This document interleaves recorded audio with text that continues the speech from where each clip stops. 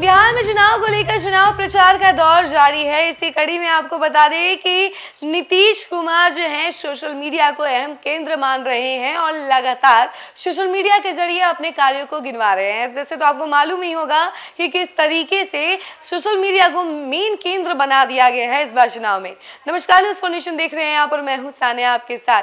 बिहार में चुनाव को लेकर लगातार चुनाव प्रचार जारी है और खास तौर पर सोशल मीडिया पर एक अलग ही अभियान देखने को मिल रहा है। एक तरफ जहां तेजस्वी यादव, लालू प्रसाद यादव जो है ट्विटर के माध्यम से लगातार एनडीए सरकार पर कटाक्ष करते हुए नजर आते हैं और कई सारी चीजें जो हैं बोलते हुए नजर आते हैं, तो वहीं तेजस्वी यादव जो हैं नए नए गाने रिलीज कर रहे हैं कैंपेन के लिए। और वहीं दूसरी तरफ अगर एनडीए की बात करें तो एनडीए के भी बड़े बड़े नेता ट्विटर हैंडल के माध्यम से अपनी बातों को कह रहे हैं।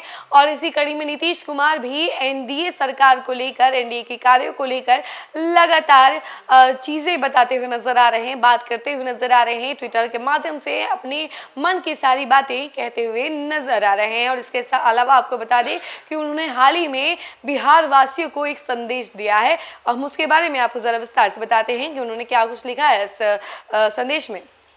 आप सभी को पता है वर्ष 2005 से पहले बिहार में बिजली की क्या हालत थी। पूरा प्रदेश अंधेरे में डूबा रहता था।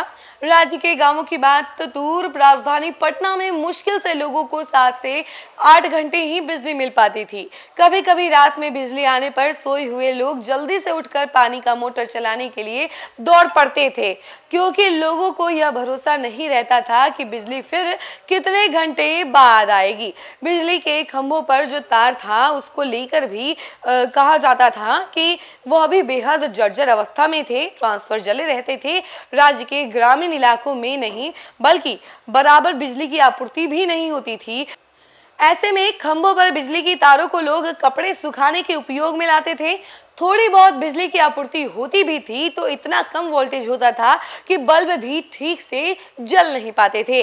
वर्ष 2005 से पहले राज्य में बिजली की अधिकतम आपूर्ति 700 मेगावाट तक होती थी, जबकि राज्य में बिजली का उत्पादन नगण्य था।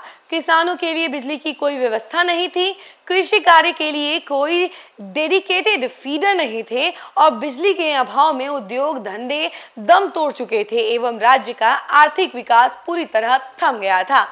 बिजली आपूर्ति की बात तो दूर, राज्य के हजारों गांवों तक तो बिजली पहुंची ही नहीं थी। किसानों के खेत सूखे पड़े रहते थे, कारखाने बंद थे और युवाओं के सपने अंधेरे में खो जाते थे। वो दौर केवल बिजली की कमी का नहीं था, वो दौर था बद इंतजामी का, लापरवाही का और ऐसी सरकार का जिसने ना कभी योजना बनाई ना नीयत दिखाई। आपको जानकर आश्चर्य होगा कि वर्ष 2005 में राज्य में प्रति व्यक्ति बिजली की खपत मात्र 75 यूनिट थी तथा उपभोक्ताओं की संख्या मात्र 17,31,000 थी। ऐसे में बिजली से सरकार को राजस्व भी बहुत कम मिल पाता था। राज्य में सौर ऊर्जा की भी व्यवस्था न थी। राज्य में बिजली की स्थिति बदतर थी। ऊपर से तत्कालीन सरकार की प्रशासनिक अक्षमता के कारण बिजली की चोरी आम बात थी। 24 नवंबर 2005 को राज्य में जब हम लोगों की सरकार बनी तो बिजली व्यवस्था में सुधार के संकल्प के साथ अनेक कार्य किए गए। विद्युत आपूर्ति, बिजली का उत्पादन तथा पावर ट्रांसमिशन प्रणाली आदि को प्राथमिकता देकर आधार पर ठीक किया गया। ग्रामीण विद्युतीकरण की दिशा में कई कदम उठाए गए। हमारी सरकार बिजली व्यवस्था में सुधार के लिए लगातार प्रयासरत रही है। 15 अगस्त 2012 को स्वतंत्रता दिवस के मौके पर पटना के गांधी मैदान में मैंने कहा था कि हम बिजली की स्थिति सुधारेंगे। अगर बिजली की स्थिति में हम सुधार नहीं लाएंगे तो 2015 के चुनाव में मैं वोट मांगने लोगों के बीच नहीं आऊंगा। इसके लिए 31 अक्टूबर 2012 को तत्कालीन बिहार राज्य विद्युत बोर्ड को समाप्त कर 5 विद्युत कंपनियां बनाई गई तथा बिजली के क्षेत्र में संरचनात्मक सुधार किए गए।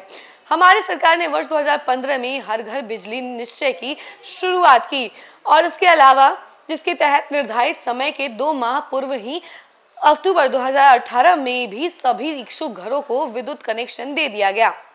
इस काम को पूरे करने में अगर बात की जाए तो पूरा करने के लिए बड़े पैमाने पर आधारभूत संरचनाओं का निर्माण किया गया।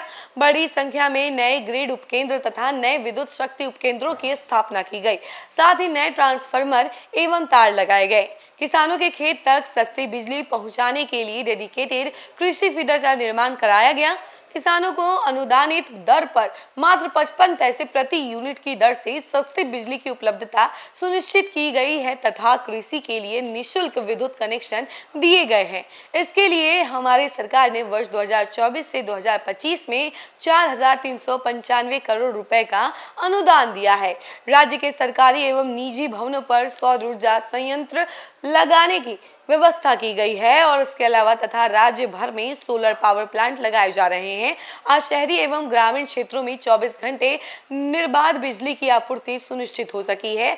अब राज्य में बिजली की अधिकतम आपूर्ति 700 मेगावाट से बढ़कर 8,000 मेगावाट से भी ज्यादा हो गई है तथा बिजली उत्पादन क्षमता 540 मेगावाट से बढ़कर 8,850 मेगावाट से भी अधिक हो गई है। प्रति व्यक्ति ऊर्जा की खपत 5 गुना से भी ज्यादा बढ़कर 363 यूनिट हो गई है तथा विद्युत उपभोक्ताओं की संख्या 12 गुना से भी ज्यादा बढ़कर करीब 2.25 करोड़ हो गई है। राज्य में फिलहाल ग्रिड उपकेंद्रों की संख्या 4 गुना बढ़कर 172 हो गई है, जबकि विद्युत शक्ति उपकेंद्रों की संख्या 3 गुना बढ़कर 1,260 हो गई है। बिजली वितरण ट्रांसफार्मर की संख्या 10 गुना बढ़कर 3,50,000 हो गई है। विद्युत संचरण लाइन की कुल लंबाई 3 गुना